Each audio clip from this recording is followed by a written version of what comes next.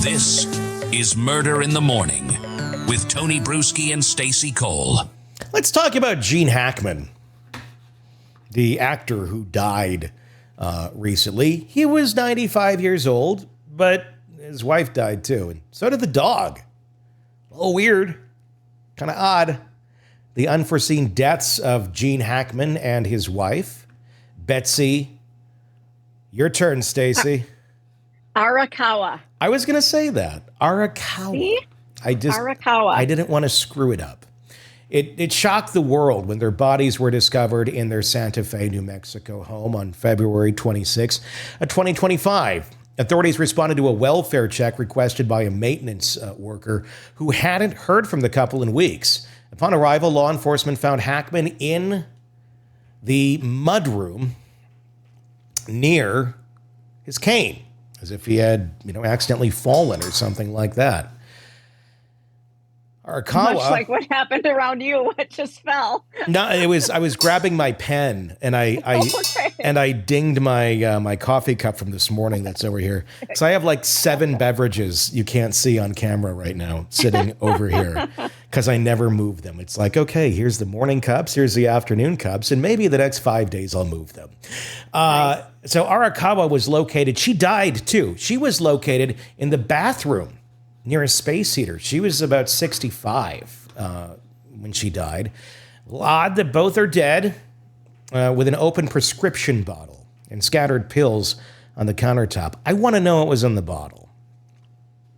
Now, I read, the story keeps getting updated minute by minute. I read that there's Tylenol in the bottle. That could kill you if you did enough. If you did enough. It looks like there is also some diltiazem, which is a blood pressure medication as well. But the scattered pills were Tylenol from what I read today. Well, a toxology should be interesting to see what shows up on all of that. One of their dogs was also found deceased in a crate close to Arakawa, with 2 other dogs found alive in different areas of the house. Friends and neighbors. Now, wait a second. If the dog was crated and they were dead, it could have died from hunger. Yeah, but I mean, how long are they thinking that they were not alive?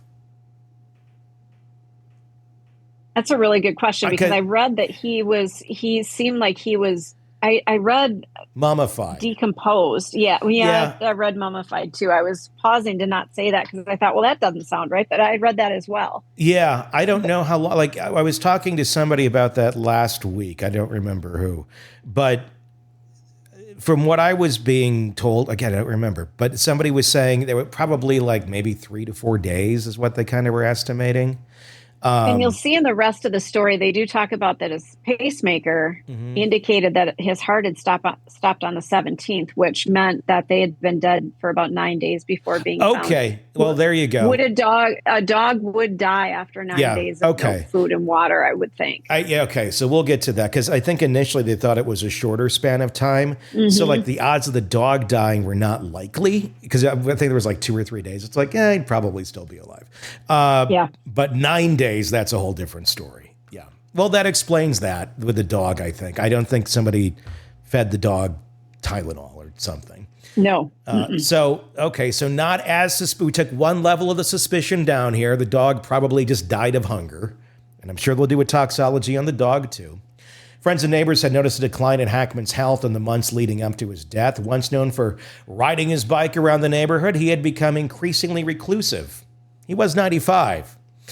And his frailty had become apparent. And Arakawa, 65-year-old classical pianist, had also retreated from public life.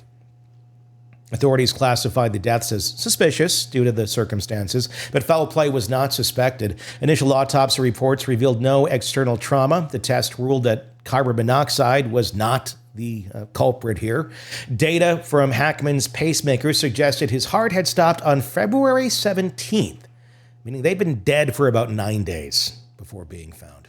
Speculation surrounded the case, with some questioning whether it could have been a companion suicide, but experts doubted this given that the couple was found in separate parts of the house. The presence of prescription medication near Arakawa and Hackman's known heart condition led investigators to consider a medical event as the likely cause. The entertainment world responded with an outpouring of grief. John Travolta sharing stories of Hackman's humor and brilliance on the set of Get Shorty, while Morgan Freeman honored him at the 2025 Oscars, calling him one of the most generous performers he'd ever work with. Hackman's career spanned over 4 decades, earning him 2 Academy Awards for The French Connection and Unforgiven. His work in Bonnie and Clyde, The Conversation, and The Royal Tenenbaums cemented his status as one of Hollywood's most revered actors.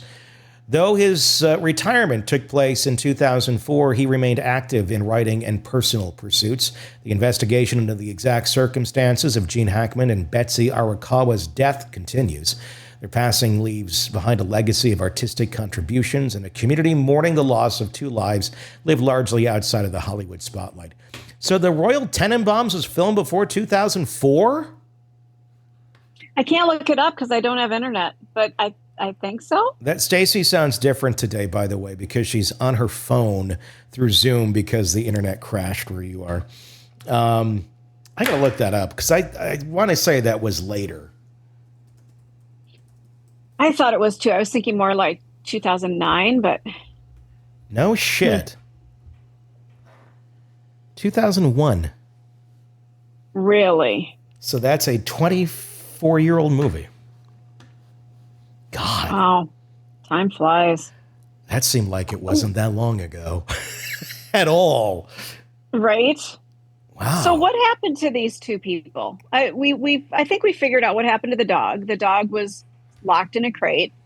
The other dogs could fend for themselves. There's probably maybe a bag of food somewhere that they could get into, or they could find something to sustain themselves. Maybe there's food left out for them. Well, we'll get the toxology on her soon. My guess is he probably he collapsed, had a heart attack. She found him and said, I don't want to go on, and went and got a bunch of pills.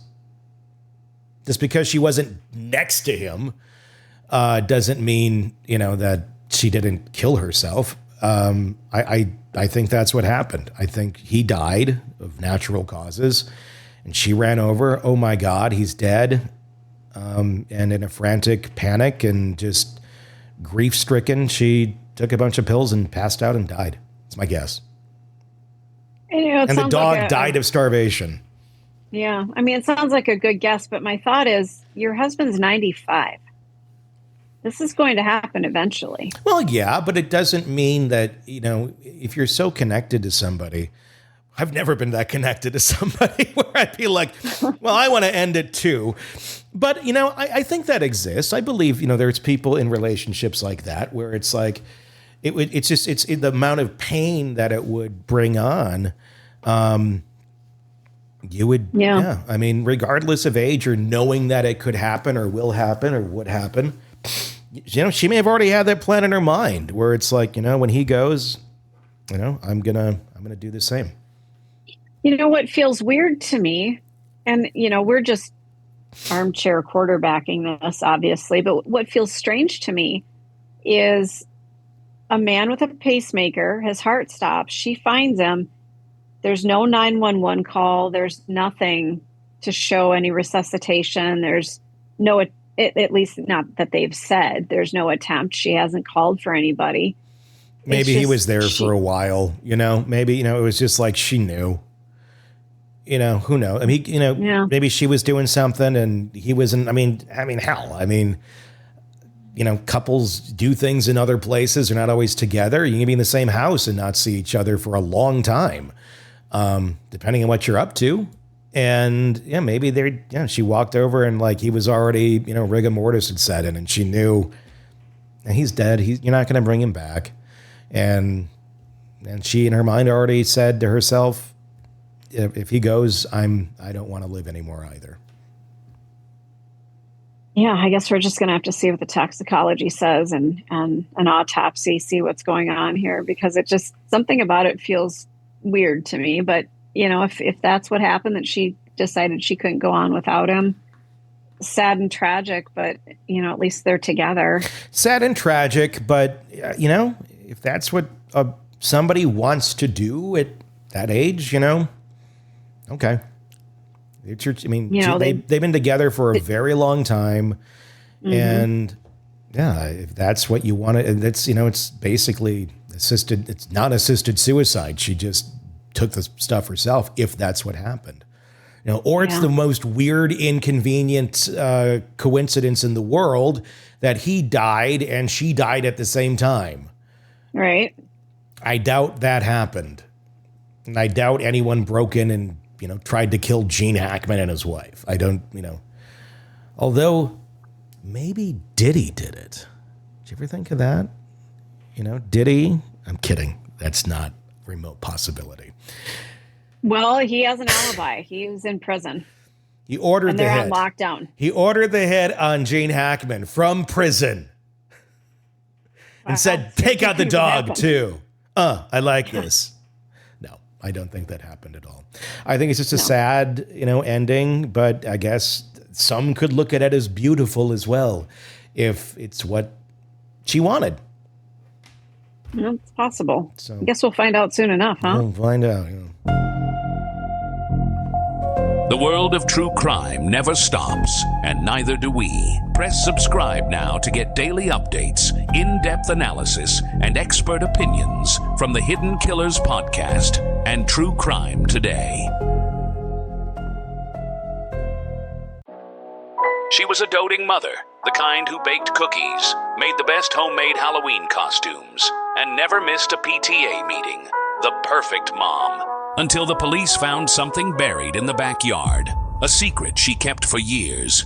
A secret she thought would never come to light. The neighbors gasped. Not her. She's so nice. But people forget.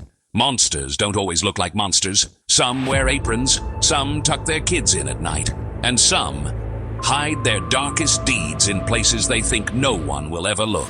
If only someone had heard the warning signs, had recognized the patterns from an eerily similar case on Hidden Killers with Tony Bruschi. If they had only subscribed to True Crime Today Premium Plus on Apple Podcasts, they could have listened ad-free before anyone else and saved themselves from baking cookies with a serial killer. Instead, well, they won't be RSVPing to this year's PTA meeting. Subscribe now to True Crime Today Premium Plus on Apple Podcasts.